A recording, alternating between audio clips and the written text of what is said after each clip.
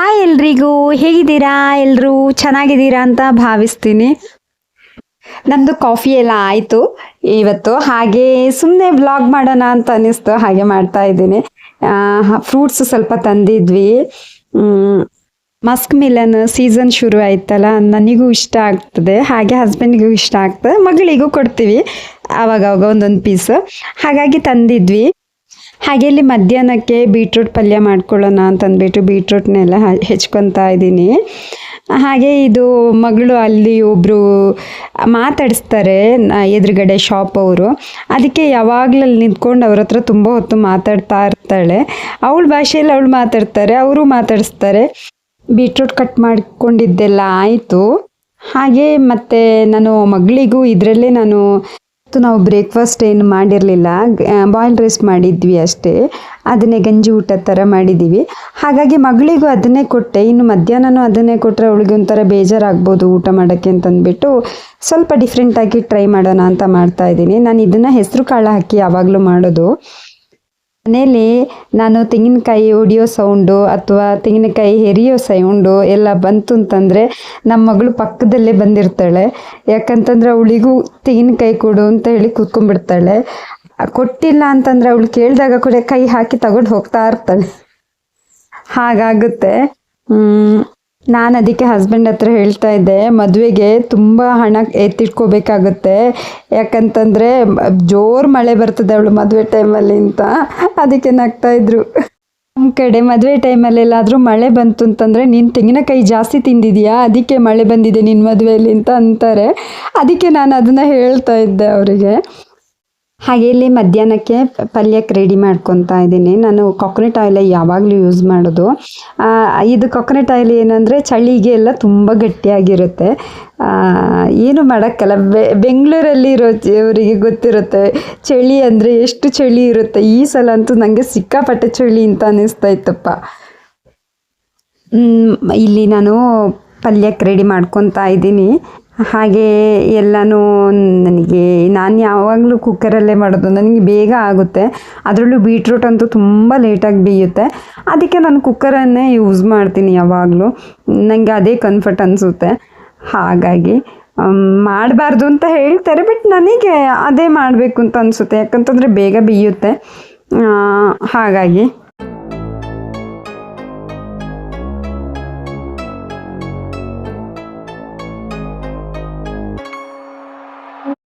ಇಲ್ಲಿ ನೋಡಿ, ಅಪ್ಪ ಮಗಳು ಹಾಯ್ ಮಾಡ್ತಿದ್ದಾರೆ. ಸೊ ಹಾಯ್ ಮಾಡಿ ಆಯಿತಾ ಎಲ್ಲರೂ.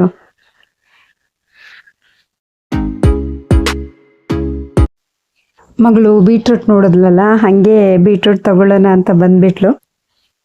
ನಾನು ಈ ಕಡೆ ಪಲ್ಯ ಮಾಡ್ತಿದ್ರೆ ನನ್ನ ಮಗಳು ನೋಡಿ ಈ ಕಡೆ ಏನು ಮಾಡ್ತಿದ್ದಾಳೆ ಅಂತ. ನಿಂತ್ಕೊಳ್ಳೋದು, ಕೂತ್ಕೊಳ್ಳೋದು, ಆ ಗೋಡೆ ಹಿಡ್ಕೊಳ್ಳೋದು, ಇದೇ ಕೆಲಸ ಆಗುತ್ತೆ. ಬಾಯಲ್ಲಿದೆ ಬೀಟ್ರೂಟ್ನ ಬಿಸಾಕಿದ್ಲು. ಒಂದೊಂದು ಸಲ ಏನಾದರೂ ಕಾಲಡಿಗೆ ಹಾಕ್ಕೊಂಡಿರ್ತಾಳೆ, ಬೀಳ್ತಾಳೆ, ಅದೇ ಭಯ ಆಗುತ್ತೆ. ಒಂದೊಂದು ಸಲ ರಿಮೋಟ್ ಎಲ್ಲ ಹಿಡ್ಕೊಂಡಿರ್ತಾಳೆ, ಅದರ ಅಡಿಗೆ ಬೀಳ್ತಾಳೆ ಅಥವಾ ಅದರ ಮೇಲೆ ಕಾಲಿಟ್ಟಿರ್ತಾಳೆ, ಇದೇ ಆಗುತ್ತೆ. ಅದಕ್ಕೆ ಹಿಡ್ಕೊಂಡೇ ಕೆಲಸ ಮಾಡ್ತೀನಿ. ಈ ಥರ ವಾಷಿಂಗ್ ಮಿಷಿನ್ ಹತ್ರ ಎಲ್ಲ ಬಂದಾಗಂತೂ ಕೇಳೋದೇ ಬೇಡ. ಯಾಕಂತಂದರೆ ಅದರ ಒಳಗಡೆ ಕೈ ಹಾಕೋದು, ಅದಕ್ಕೆ ಮುಟ್ಟೋದು ಎಲ್ಲ ಅನ್ಪ್ಲಗ್ ಮಾಡಿರ್ತೀವಿ. ಆದರೂ ಭಯ, ಯಾರು ಇಲ್ದಾಗ ಮೆಲ್ಲ ಹೋದರೆ ಅಂತ. ಅದಕ್ಕೆ ಯಾವಾಗಲೂ ಇದು ವಾಶ್ರೂಮ್ನ ನಾವು ಲಾಕ್ ಮಾಡಿ ಇಟ್ಟಿರ್ತೀವಿ. ನಮಗೆ ಇದರಲ್ಲಿ 2 ವಾಶ್ರೂಮ್ ಇದೆ. ಹಾಗಾಗಿ ಒಂದು ವಾಶ್ರೂಮ್ನ ನಾವು ಯೂಸ್ ಮಾಡ್ತೀವಿ, ಇನ್ನೊಂದನ್ನು ವಾಷಿಂಗ್ ಮಿಷಿನ್ ಮಾತ್ರ ಇಡ್ತೀವಿ. ಹೀಗಾಗುತ್ತೆ. ಒಂದೊಂದು ಸಲ ಅನಿಸುತ್ತೆ ಮಲ್ಕೊಂಡಿದ್ರಲ್ಲ ಆವಾಗ ಎಲ್ಲ ಕೆಲಸನ ಆಗ್ತಾಯಿತ್ತು. ಇವಾಗ ಓಡಾಡೋಕ್ಕೆ ಶುರು ಮಾಡ್ತಾರಲ್ಲ, ಎಲ್ಲಿ ನಿಂತ್ಕೊಂಡ್ರು ಪ್ಯಾಂಟ್ ಎಳಿಯೋದು, ಟಾಪ್ ಎಳಿಯೋದು, ಮತ್ತು ಎದುರುಗಡೆ ಬರೋದು, ಹಿಂದುಗಡೆ ಹೋಗೋದು, ಕಾಲು ಹಿಡ್ಕೊಳ್ಳೋದು, ಇದೇ ಕೆಲಸ ಮಾಡ್ತಾ ಇರ್ತಾರೆ. ಆವಾಗ ಒಂದೊಂದು ಸಲ ಆಗ ಅನಿಸುತ್ತೆ. ಇವತ್ತು ನಾನು ನನ್ನ ಫ್ರೆಂಡ್ ಒಬ್ಳ ಹತ್ರ ನಾನು ಚಾಟ್ ಮಾಡ್ತಾ ಇದ್ದೆ. ನಾನು ತುಂಬ ದಿನ ಆಯಿತು, ಆ್ಯಕ್ಚುಲಿ ವರ್ಷಗಳೇ ಆಯಿತು ಅವಳ ಹತ್ರ ಚಾಟ್ ಮಾಡಿದೆ. ಅವಳು ನನ್ನ ಹತ್ರ ಕೇಳ್ತಾ ಇದ್ಲು, ನಿನಗೆ ನನ್ನ ಇನ್ನೊಬ್ಬರು ಫ್ರೆಂಡದ ಹೆಸರು ಹೇಳ್ಕೊಂಡು ಅವ್ರು ಸಿಗ್ತಾ ಇದ್ದಾಳ ಅಥವಾ ಅವಳು ಬೆಂಗಳೂರಲ್ಲೇ ಇದ್ದಾಳಂತೆ ಅಂತೆಲ್ಲ ಹೇಳ್ತಾ ಇದ್ಲು. ಹೌದಾ ಅಂತಂದೆ. ಆವಾಗ ನನಗೆ ಏನು ಅನ್ನಿಸ್ತು, ಅವಳ ಹತ್ರ ನಾನು ತುಂಬ ಹೊತ್ತು ಮಾಡಿದಾಗ ನನಗೆ ಏನು ಅನ್ನಿಸ್ತು ಅಂತಂದರೆ, ಒಂದು ಹೆಣ್ಮಕ್ಳಿಗೆ ಅಪ್ಪ ಎಷ್ಟು ಮುಖ್ಯನೋ ಮದುವೆಗಿಂತ ಮೊದಲು, ಮದುವೆ ಆದ ನಂತರ ಗಂಡನೂ ಅಷ್ಟೇ ಮುಖ್ಯ ಅಲ್ವಾ ಅಂತ ಅನ್ನಿಸ್ತು. ಯಾಕಂತಂದರೆ ಮದುವೆ ಆದ ನಂತರ ಅವರ ಇಡೀ ಜೀವನ ಗಂಡನ ಕ್ಯಾರೆಕ್ಟರ್ ಅಥವಾ ಗಂಡನ ಮೇಲೇ ನಿರ್ಧಾರ ಆಗುತ್ತೆ ಅಂತ ನನಗನ್ನಿಸ್ತು. ಒಂದು ಒಳ್ಳೆ ಗಂಡ ಸಿಕ್ತು ಅಂತಂದರೆ ಅವ್ರ ಜೀವನ ತುಂಬ ಚೆನ್ನಾಗಿರುತ್ತೆ. ಅದೇ ಒಬ್ಬ ಒಳ್ಳೆ ಲೈಫ್ ಪಾರ್ಟ್ನರ್ ಸಿಕ್ಕಿಲ್ಲ ಅಂತಂದರೆ ಅವ್ರ ಜೀವನ ಒಂದು ರೀತಿ ಕಷ್ಟ ಅಂತ ಅನ್ನಿಸ್ತು. ನನಗೂ ಬೇಜಾರು ಅನ್ನಿಸ್ತು ಏನೋ ಒಂದಷ್ಟು ವಿಷಯಗಳನ್ನ ಕೇಳಿದಾಗ. ಏನೂ ಮಾಡೋಕ್ಕಾಗಲ್ಲ, ಲೈಫು ಹೋಗ್ತಾ ಇರುತ್ತೆ ಅಷ್ಟೇ ಅಂತ ಅಂದ್ಕೋಬೇಕಷ್ಟೆ. ನಾನು 4 ಟೇಬಲ್ ಸ್ಪೂನ್ ಆಗುವಷ್ಟು ನಾನು ಅಲಸಂದೆ ಕಾಳನ್ನ ನೆನೆ ಹಾಕಿಟ್ಟಿದ್ದೀನಿ, ಬೆಳಗ್ಗೆ ನೆನೆ ಹಾಕಿದ್ದೀನಿ. ಚಿಕ್ಕ ಚಿಕ್ಕ ಅಲಸಂದೆ ಕಾಳು ಬರುತ್ತಲ್ವ, ಅದನ್ನು ನಾನು ತೊಗೊಂಡಿದ್ದೀನಿ. ನೀವು ಅಲಸಂದೆ ಕಾಳು ಇಲ್ಲ ಅಂತಂದರೆ ಹೆಸರು ಕಾಳನ್ನು ತಗೋಬಹುದು. ನಾನು ಚಿಕ್ಕ ಸ್ಪೂನಲ್ಲಿ 4 ಸ್ಪೂನ್ ತಗೊಂಡಿರೋದು. ಹಾಗೆ ನೆಕ್ಸ್ಟು 2ರಿಂದ 3 ಪೀಸಷ್ಟು ಅಂದರೆ ಚಿಕ್ಕ ಟೊಮೆಟೊ, ಒಂದು ಹಾಫ್ ಟೊಮೆಟೊ ಅಂತ ಹೇಳ್ಬೋದು, ಅಥವಾ 1/4 ಭಾಗದಷ್ಟು ಟೊಮೆಟೊನ ತಗೊಂಡಿದ್ದೀನಿ. ಅದಾದಮೇಲೆ ನಾನು ಆಗಲೇ ಎತ್ತಿಟ್ಕೊಂಡಿದ್ದೆಲ್ಲ ಬೀಟ್ರೂಟು, ಅದನ್ನು ನಾನು ತಗೊಂಡಿದ್ದೀನಿ. ನಿಮಗೆ ಬೇರೆ ತರಕಾರಿ ಇತ್ತು ಅಂತಂದರೆ ನಿಮ್ಮ ಹತ್ರ ಬೇರೆ ತರಕಾರಿ ಆ್ಯಡ್ ಮಾಡ್ಬೋದು. ನಾನು ಕ್ಯಾರೆಟ್ನ ಬೆಳಗ್ಗೆನೇ ಕೊಟ್ಟಿದ್ದೀನಿ, ಹಾಗಾಗಿ ಕ್ಯಾರೆಟ್ ಮತ್ತೆ ಆ್ಯಡ್ ಮಾಡ್ತಾಯಿಲ್ಲ. ಆಮೇಲೆ ಸ್ವಲ್ಪ ಆನಿಯನ್ನ ತೊಗೊತಾ ಇದ್ದೀನಿ. ಒಂದು ಚಿಕ್ಕ ಆನಿಯನೆಲ್ಲ ಅರ್ಧ ಪೀಸಷ್ಟು ತೊಗೊಂಡಿದ್ದೀನಿ. ಆಮೇಲೆ ಸ್ವಲ್ಪ ಇಲ್ಲಿ ಜೀರಿಗೆ ತೊಗೊಂಡಿದ್ದೀನಿ. ನಿಮ್ಮ ಹತ್ರ ಜೀರಿಗೆ ಇತ್ತು ಅಂತಂದರೆ ಜೀರಿಗೆ ಹಾಕಿ, ಅಥವಾ ಜೀರಾ ಪೌಡ್ರ್ ಇತ್ತು ಅಂತಂದರೆ ಪೌಡ್ರ್ ಹಾಕಿ, ಅಥವಾ ಹಿಂಗಿತ್ತು ಅಂತಂದರೆ ಹಿಂಗೆ ಹಾಕಿ. ನನ್ನ ಹತ್ರ ಹಿಂಗೆ ಖಾಲಿಯಾಗಿದೆ, ಅದಕ್ಕೆ ನಾನು ಜೀರಿಗೆನೇ ಯೂಸ್ ಮಾಡ್ತಾಯಿದ್ದೀನಿ. ಆಮೇಲೆ ಇಲ್ಲಿ ಕರಿಬೇವು ಸೊಪ್ಪು ತೊಗೊಂಡಿದ್ದೀನಿ 2-3. ಇದೆಲ್ಲ ಹಾಕಿ ನಾನು ಅರ್ಧ ಲೋಟದಷ್ಟು ನೀರು ಹಾಕಿ ಫಸ್ಟ್ ಬೇಯಿಸ್ಕೊತಾ ಇದ್ದೀನಿ. ಇದನ್ನು ಬೇಯಿಸ್ಕೊಂಡು ಆದಮೇಲೆ ನಾನು ಇದಕ್ಕೆ ಉಪ್ಪನ್ನು ಸೇರಿಸಿದ್ದೀನಿ. ಯಾಕಂತಂದರೆ ನನ್ನ ಮಗಳು ಇವಾಗ ಉಪ್ಪು ಹಾಕದೆ ತಿನ್ನಲ್ಲ, ಟೇಸ್ಟ್ ಅನಿಸಲ್ಲ ಅಂತಂದು ತಿನ್ನಲ್ಲ, ಹಾಗಾಗಿ ಉಪ್ಪನ್ನು ಸೇರಿಸಿದ್ದೀನಿ ನಾನು ಇದಕ್ಕೆ. ನೀವೇನಾದರೂ ಚಿಕ್ಕ ಮಕ್ಕಳಿಗೆ ಕೊಡ್ತಿದ್ದೀರಾ ಅಂತಂದರೆ ಉಪ್ಪು ಹಾಕಬೇಡಿ. ಬಟ್ ನಾನು ಇವಾಗ ಸ್ವಲ್ಪ ಇವಳಿಗೆ ಇನ್ನೊಂದು ವೀಕಲ್ಲೆಲ್ಲ 1 ಇಯರ್ ಕಂಪ್ಲೀಟ್ ಆಗುತ್ತೆ, ಹಾಗಾಗಿ ಉಪ್ಪು ಹಾಕ್ಕೊಂಡಿದ್ದೀನಿ. ಅದಾದಮೇಲೆ ನಾನು ಒಂದು ಹಾಫ್ ಆನ್ ಅವರ್ ನೆನೆಸಿಟ್ಕೊಂಡಿದ್ದೀನಿ ಅಕ್ಕಿನ, ವೈಟ್ ರೈಸನ್ನ ಒಂದು ಅರ್ಧ ಕಪ್ಪಷ್ಟು ನಾನು ತೊಗೊಂಡಿದ್ದೀನಿ. ಅದನ್ನು ಇಲ್ಲಿ ಜೊತೆಗೆ ಸೇರಿಸ್ಕೊಂಡಿದ್ದೀನಿ. ಆಮೇಲೆ ಒಂದು 2ರಿಂದ 3 ವಿಸಿಲ್ ಬೆರೆಸ್ತಾ ಇದ್ದೀನಿ. ಲೋ ಫ್ಲೇಮಲ್ಲೇ ಬೆರೆಸಿದ್ದೀನಿ ನಾನು ಆದಷ್ಟು. ಹೀಗಾಗುತ್ತೆ ಫೈನಲಿ ಆಗಿ, ಅಂದರೆ ಒಂದು ಪಲಾವ್ ರೀತಿಯೇ ಬರುತ್ತೆ. ನಾನು ಅವಳಿಗೆ ಪಲಾವ್ ರೀತಿಯೇ ಕೊಡ್ತಾ ಇರೋದು. ನಾನೇನು ತೀರಾ ಅದನ್ನ ಸ್ಮ್ಯಾಶ್ ಎಲ್ಲ ಮಾಡೋಕ್ಕೆ ಹೋಗ್ತಾ ಇಲ್ಲ. ನಾನು ತರಕಾರಿನ ಸ್ವಲ್ಪ ಸ್ಮ್ಯಾಶ್ ಮಾಡ್ಕೊತೀನಿ ಅವಳಿಗೆ ಕೊಡುವಾಗ. ಅದು ಬಿಟ್ಟರೆ ಅವಳು ಬೆಳ್ಳುಳ್ಳಿನ ನಾನು ನನ್ನ ಸಿಪ್ಪೆ ತೆಗೆಯೋದು ಹಾಗೇ ಹಾಕ್ಕೊಂಡಿರೋದು. ಅದನ್ನು ನಾನು ಅವಳಿಗೆ ಕೊಡುವಾಗ ಅದನ್ನ ಸಿಪ್ಪೆ ತೆಗೆದ್ಬಿಟ್ಟು ಅದನ್ನ ಸ್ಮ್ಯಾಶ್ ಮಾಡಿ ಕೊಡ್ತೀನಿ ಅನ್ನೋದ್ರ ಜೊತೆಗೆ. ಅವಳು ತಿನ್ಕೊತಾಳೆ. ಇಮ್ಯುನಿಟಿ ಪವರು ಹೆಚ್ಚಾಗುತ್ತಂತೆ ಬೆಳ್ಳುಳ್ಳಿ ಕೊಡೋದ್ರಿಂದ. ಸೊ ಇನ್ನು ಕೆಲವರು ಹೇಳ್ತಾರೆ ಕಫ ಕಟ್ಟಲ್ಲ ಅಂತ. ಸೊ ನಾನು ಆ ರೀಸನಿಂದ ನಾನು ಯಾವಾಗಲೂ ರೈಸ್ ಬಾತ್ಗಳಿಗೆ ನಾನು ಬೆಳ್ಳುಳ್ಳಿನ ಅವಳಿಗೆ ಆ್ಯಡ್ ಮಾಡಿನೇ ಕೊಡ್ತೀನಿ. ನಾನು ಅಷ್ಟರಲ್ಲಿ ನಮ್ಮದು ವಾಷಿಂಗ್ ಮಿಷಿನಲ್ಲಿ ಹಾಕಿದ ಬಟ್ಟೆ ಒಗ್ದು ಆಯಿತು. ನಾವು ಮತ್ತೆ ಮೇಲೆ ಹೋಗಬೇಕು, ನಮ್ಮದು ಮೇಲೆ ಟ್ಯಾರಿಸಲ್ಲಿ ಹಾಕಬೇಕು ನಾವು ಬಟ್ಟೆ. ಹಾಗಾಗಿ ಇನ್ನು ಅಲ್ಲಿ ಹೋಗಿ ಹಾಕ್ಕೊಂಡು ಬರ್ತೇವೆ. ಆಮೇಲೆ ನಮ್ಮ ಮೇಡಮ್ ಅವ್ರು ನೋಡಿ ಎಲ್ಲಿ ಹೋದರೂ ಬಿಡಲ್ಲ ಅಂತೆ ನಮ್ಮನ್ನು. ಹಾಗೆ ಹಿಂದೆ ಹಿಂದೆ ಹಿಂದೆ ಹಿಂದೆ ಇರ್ತಾನೆ ಇರ್ತಾರೆ. ಏನೂ ಮಾಡೋಕ್ಕಾಗಲ್ಲ.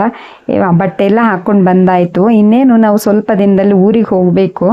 ಹಾಗಾಗಿ ಸ್ವಲ್ಪ ಐರನ್ ಎಲ್ಲ ಮಾಡ್ಕೊಳ್ಳೋಣ ಒಂದು 4 ಬಟ್ಟೆಗೆ ಅಂತ ಅಂದ್ಕೊಂಡು ಮಾಡ್ಕೊತಾ ಇದ್ದೀನಿ. ನನಗೆ ಅಂದರೆ ಮತ್ತು ಅಲ್ಲಿ ಹೋದ ನಂತರ ಕೆಲವು ಸತಿ ಕರೆಂಟ್ ಇರುತ್ತೆ, ಕರೆಂಟ್ ಇರಲ್ಲ, ಪ್ರಾಬ್ಲಮ್ ಆಗುತ್ತೆ. ಊರಲ್ಲೆಲ್ಲ ಗೊತ್ತಿರುತ್ತಲ್ಲ, ಹಾಗಾಗಿ ನಾನು ಇಲ್ಲೇ ಐರನ್ ಮಾಡ್ಕೊಂಡು ಎಲ್ಲ ಇಡ್ತೀನಿ. ಆಮೇಲೆ ಅಲ್ಲಿ ಹೋಗಿ ಮತ್ತೆ ಐರನ್ ಮಾಡಲ್ಲ. ಸೈಡಲ್ಲಿ ಇದು ಇಟ್ಕೊಂಡಿರೋದು ತುಂಬ ದೂರ ಆಯಿತು ಅನಿಸುತ್ತೆ ಮೊಬೈಲ್. ಹಾಗಾಗಿ ಅದು ಸೈಡಲ್ಲಿ ಒಂದು ಅರ್ಧ ಕಟ್ಟಾಗಿ ಬರ್ತಾ ಇದೆ. ಅವಳು ಪಾಡಿಗೆ ಅವಳು ಏನೋ ಮಾತಾಡ್ತಾ ಇದ್ದಾಳೆ. ಅವಳು ಫ್ರಿಜ್ ಎದುರುಗಡೆ ಇದೆ, ಅವಳ ಎದುರುಗಡೆ. ಹಾಗಾಗಿ ಅವಳಿಗೆ ಏನಂತಂದರೆ ಅದರಲ್ಲಿ ಅವಳು ಕಾಣಿಸ್ತಿದ್ದಾಳೆ, ಅದಕ್ಕೆ ಅದನ್ನ ನಿಂತ್ಕೊಂಡು ಮಾತಾಡಿಸ್ತಾ ಇದ್ದಾಳೆ. ರಿಫ್ಲೆಕ್ಟ್ ಆಗುತ್ತೆ. ಹಾಗಾಗಿ ಅದನ್ನ ಯಾವಾಗಲೂ ಹಾಗೆ ಅಲ್ಲಿ ಕೂತ್ಕೊಳ್ಸಿದಾಗ ಅವಳು ಹಾಗೆ ಮಾತಾಡ್ತಾ ಇರ್ತಾಳೆ. ಸೊ ರೈಸ್ ಬಾತಿಗೆ ನಾನು ಆಗ ಮೆನ್ಷನ್ ಮಾಡಿರಲಿಲ್ಲ. ಆಯಿತು, ಏನಂದರೆ ಎಂಡಲ್ಲಿ ನಾನು ತುಪ್ಪ ಹಾಕಿ ಕೊಟ್ಟಿದ್ದೀನಿ ಪಾಪುಗೆ, ಚೆನ್ನಾಗಿ ತಿಂದಿದ್ದಾಳೆ. ಆಮೇಲೆ ಇದು ಚಿಕ್ಕ ಮಕ್ಕಳಿಗೆ ಏನಾದರೂ ಕೊಡ್ತೀರಂತಂದರೆ ಕಿಚಡಿ ಥರ ಸ್ವಲ್ಪ ನೀರಾಗಿ ಕೊಡಿ, ಇಷ್ಟಪಡ್ತಾರೆ. ನಾನಿಲ್ಲಿ ಸಪ್ರೇಟಾಗಿ ಯಾಕೆ ಬೇಯಿಸಿದೆ ಅಂತಂದರೆ ಅದು ಚೆನ್ನಾಗಿ ಕಾಳು ನೆಂದಿರಲಿಲ್ಲ ಅಂತಂದ್ಬಿಟ್ಟು ನಾನು ಸಪ್ರೇಟಾಗಿ ಬೇಯಿಸಿದ್ದೆ ಅದನ್ನ. ನೀವು ಏನಾದರೂ ನೈಟಲ್ಲೇ ಹಾಕಿ ಬೆಳಗ್ಗೆ ಏನಾದರೂ ಮಾಡ್ತೀರಂತಂದರೆ ಸಪ್ರೇಟಾಗಿ ಬೇಯಿಸುವ ಅವಶ್ಯಕತೆ ಇಲ್ಲ. ಇನ್ನೇನು ಸ್ವಲ್ಪ ಹೊತ್ತಲ್ಲಿ ನಾವು ಪಾರ್ಕಿಗೆ ಹೋಗಬೇಕು. ಅದಕ್ಕೆ ನಾನು ಯೋಚನೆ ಮಾಡ್ತಾ ಇದ್ದೀನಿ, ಪಾರ್ಕಿಗೆ ಹೋಗೋದಾ ಬೇಡವಾ, ಚಳಿ ಇದೆಯಾ ಏನು ಅಂತ. ಇವಾಗ ಗಂಟೇನು 4-5 ಗಂಟೆ ಅಷ್ಟೇ, ಹೋಗಿ ಬರಬೇಕು. ನನಗೆ ಸ್ವಲ್ಪ ಫ್ಯಾನ್ಸಿ ಇದಕ್ಕೆ ಹೋಗಬೇಕು, ಅಂದರೆ ಪಾಪುಗೆ ಊರಿಗೆ ಹೋಗಬೇಕಲ್ಲ, ಬರ್ಡೇ ಬೇರೆ ಹತ್ತಿರ ಬರ್ತಾ ಇದೆ. ಹಾಗಾಗಿ ಏನಾದರೂ ಒಂದು ಐಟಮ್ಗಳು ಬೇಕು ಅಂತಂದರೆ ಹೋಗಬೇಕಲ್ಲ, ಫ್ಯಾನ್ಸಿಗೂ ಹೋಗಬೇಕು ಅಂತ ಅಂದ್ಕೊಂಡು ಯೋಚನೆ ಮಾಡ್ತಾ ಇದ್ದೆ. ಹಾಗೇ ಹೋಗೋಣ ಅಂತ ಹಾಗೆ ಹೋಗಬೇಕು. ಇನ್ನೇನು ಸ್ವಲ್ಪ ದಿನದಲ್ಲಿ ಊರಿಗೆ ಹೋಗ್ತೀವಲ್ಲ. ಅವಳಿಗೆ ಸ್ವಲ್ಪ ಮೊಸರು ಹಾಕಿ ಕೊಟ್ಟಿದ್ದೆ, ಮೊಸರು ಮತ್ತು ಅನ್ನ ಸ್ವಲ್ಪ ಕೊಟ್ಟಿದ್ದೆ. ಮಧ್ಯಾಹ್ನ ಅಲ್ಲ, ಇದು ಸ್ವಲ್ಪ ಈವ್ನಿಂಗ್ ಟೈಮು. ಹಾಗಾಗಿ ಇವತ್ತು ಅದೇನೋ ಇದು ಫ್ರೂಟ್ಸ್ ಕೊಟ್ಟಿದ್ದೆ, ತಿಂದಿಲ್ಲ. ಹಾಗೆ ಮೊಸರನ್ನ ಸ್ವಲ್ಪ ಕೊಟ್ಟೆ, ತಿಂತಾಳ ನೋಡುವ ಅಂತ. ಅವಳಿಗೆ ಮೊಸರನ್ನ ಅಂದರೆ ತುಂಬ ಇಷ್ಟ. ಹಾಗಾಗಿ ಅದನ್ನೆಲ್ಲ ನೋಡಿ ಹೆಂಗೆ ಮಾಡಿಟ್ಕೊಂಡಿದ್ದಾಳೆ ಅಂತ. ಹಿಂಗಾಯಿತು ನಮ್ಮ ದಿನ. ಹಾಗೆ ಫ್ಯಾನ್ಸಿಗೆ ಹೋಗಿ ಸ್ವಲ್ಪ ಐಟಮ್ ಬೇಕಿತ್ತು, ಅದನ್ನೆಲ್ಲ ತೊಗೊಂಬಂದ್ವಿ. ಇಷ್ಟ ಆಯಿತು ನಮ್ಮ ಈ ವ್ಲಾಗ್. ನಿಮಗೆ ಇಷ್ಟ ಆಯಿತಾ ನಮ್ಮ ಈ ವ್ಲಾಗ್? ಇಷ್ಟ ಆಯಿತು ಅಂತಂದರೆ ಲೈಕ್ ಮಾಡಿ, ಶೇರ್ ಮಾಡಿ, ಕಮೆಂಟ್ ಮಾಡಿ, ಹಾಗೆ ಸಬ್ಸ್ಕ್ರೈಬ್ ಮಾಡಿ. Thank you for watching.